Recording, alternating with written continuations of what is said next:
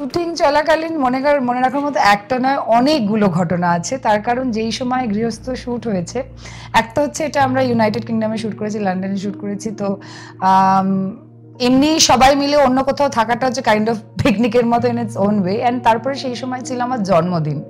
তো আমার জন্মদিনের জন্য বিশেষভাবে একটা দিন অফ দেওয়া হয়েছিল এবং আমি ওখানে আমার মা মাসি তারাও তখন ইউকেতে এসেছিল যাতে আমার সাথে থাকতে পারে, ওরাও এই সুযোগে যাতে একটু ঘুরে লন্ডনটা দেখতে পারে। এটা আমার this has been my dream also, যে মাকে যতটা পারবো পৃথিবী দেখাবো।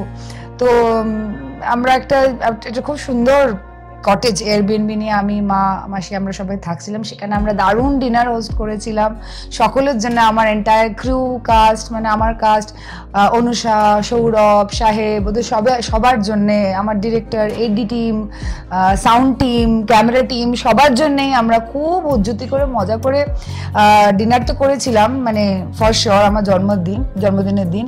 ইনফ্যাক্ট তার পরের দিনও অব্দিও সেই রেস ছিল।